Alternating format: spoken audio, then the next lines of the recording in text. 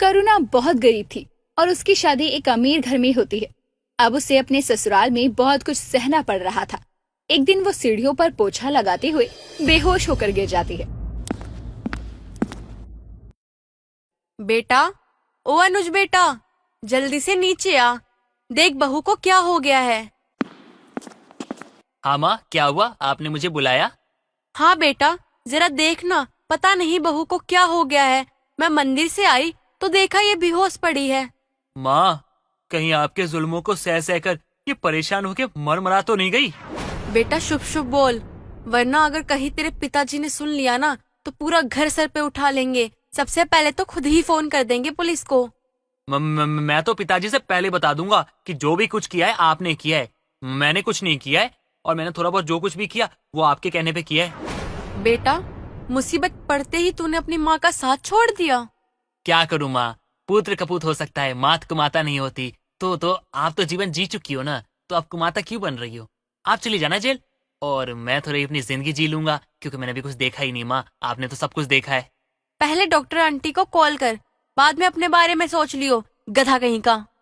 अपनी माँ के कहने पर अनुज अपनी घरेलू डॉक्टर को कॉल करता है, जो कि डॉक्टर होने के साथ ही मेनका की अच्छी दोस्त थी, और उन्हें घर आने को कहता है।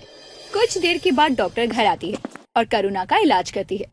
चेकअप करने के बाद वो सभी घर वालों को बोलती है, आप लोगों के लिए बहुत खुशी की बात है, आपकी बहू माँ बनने वाली है। ये क्या कह रही है तू? देख, ये मजाक करने का टाइम नहीं है। मेनका, इस टाइम मैं तेरी दोस्त बनकर नहीं बल्कि एक डॉक्टर की हैसियत से आई हूँ। तुझे अपनी बहू की गर्भवती होने की बात सुनकर खुशी नहीं हुई क्या? ऐसी बात नहीं है, मुझे बहुत खुशी हुई ये सुनकर कि मेरी बहू माँ बनने वाली है। भला इतने सालों बाद मुझे ये खुशी सुनने को नसीब हुई है, ये बहुत बड़ी बात है मेरे लिए।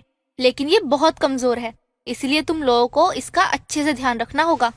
तू चिंता मत कर, मैं अपनी बहू का अच्छे से ध्यान रखूंगी। इतना कहकर डॉक्टर वहाँ से चली जाती है। करुणा को सोते देखकर मेनका और अनुज भी कमरे से बाहर चले जाते हैं। कुछ देर के बाद करुणा की नींद खुलती है और खुद को बिस्तर पर देखकर वो अपने आप से कहती है, मैं यहाँ कैसे आ गई? मैं तो सीढ़ियों पर पोंछा लगा रही थी, फिर बेहोश हो गई। सारा काम ऐसे ही बिखरा पड़ा होगा। जल्दी से काम खत्म कर लूं, वरना माँ जी बहुत गुस्सा करेंगी। बहू, अब तुम ये सारे काम नहीं करोगी, सिर्फ आराम करोगी। माँ जी मुझे माफ कर दीजिए, पता नहीं मैं कैसे बेहोश हो गई। कोई बात नहीं बहू, आज से सारा काम नौकर कर लेंगे, तुम बस आराम करना। माँ जी, आज के बाद में कोई गलती नहीं करूंगी, बस आज के लिए माफ कर दीजिए।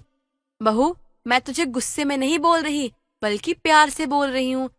तूने हमारे घर को इतनी बड़ी खुशी दी है, उसके आगे मुझे कुछ भी दिखाई नहीं दे रहा। मैंने ऐसा क्या कर दिया माँ जी? बेटा, तू माँ बनने वाली है। तू ये बात सुनकर बहुत खुश है। आज से तू सिर्फ अपना और अपने बच्चे का ख्याल रखियो। जी माँ जी, आप जैसा बोलोगी मैं वैसा करूँगी। तो फिर चुपचाप जा कमरे में आराम कर, मैं तेरे लिए कुछ खाने का भिजवाती हूँ। जी माँ जी, जाती हूँ। करुणा अपने कमरे में चली जाती है और आराम करने लगती है।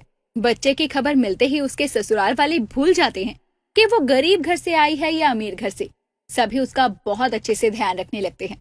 बच्चे की आड़ में करुणा को वो इज्जत और सम्मान मिलने लगता है, जिसकी वो असली हकदार थी।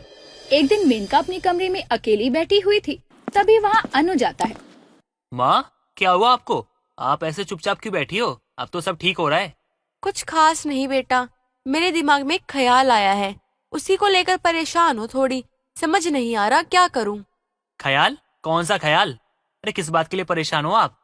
बेटा, हम सब बहू के गर्भवती होने से बहुत खुश हैं, लेकिन लड़का है या लड़की ये हमें पता ही नहीं है।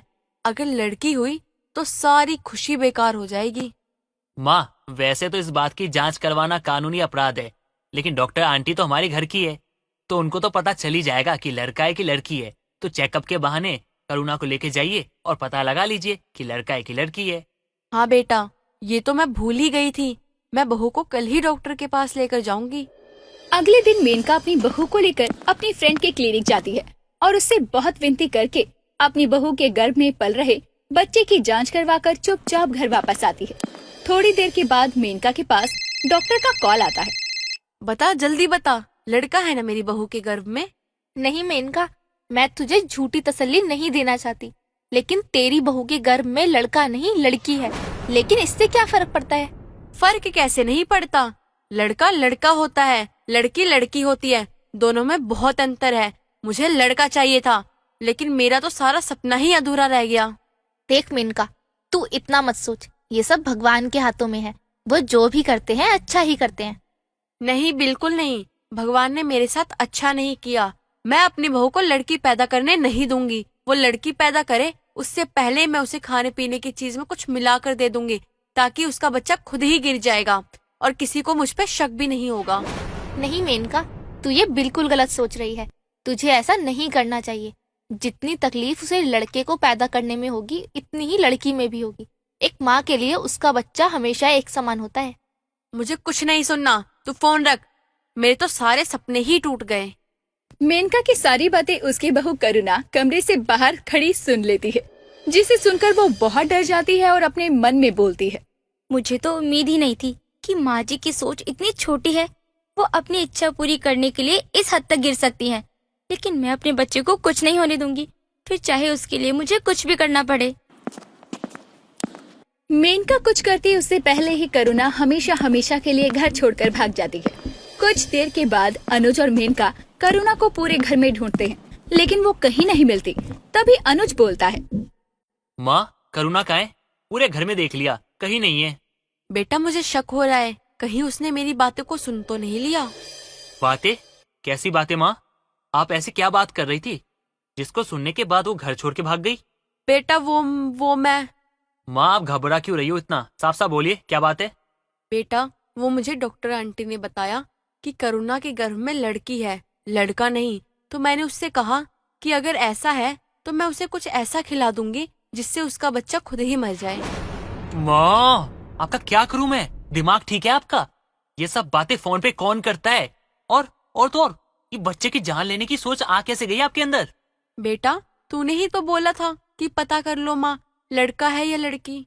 माँ, आप परेशान थी, मैंने तो ऐसे ही बोल दिया था। लेकिन जब मैंने बाद में सोचा तो मुझे लगा कि मैं गलत हूँ, और मैंने सोचा कि माँ को समझाऊंगा तो माँ समझ जाएगी। लेकिन आपने क्या किया? आपने तो पहले ही सब कुछ बर्बाद करके रख दिया।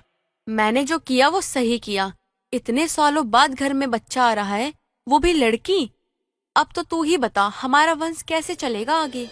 माँ, कुछ चीजों को भगवान के लिए छोड़ देनी चाहिए। इंसान भगवान नहीं बन सकता है। लेकिन आप तो भगवान बनने के लिए निकल गई। अरे लड़की थी तो क्या हो गया, बाद में लड़का हो जाता, और नहीं भी होता तो क्या? आज के टाइम पे ये कौन देखता है माँ? आपने तो सब कुछ बर्बाद कर दिया मेरा। मैं जा रहा हूँ करुणा को देखने के लिए कि कहाँ चली गई है।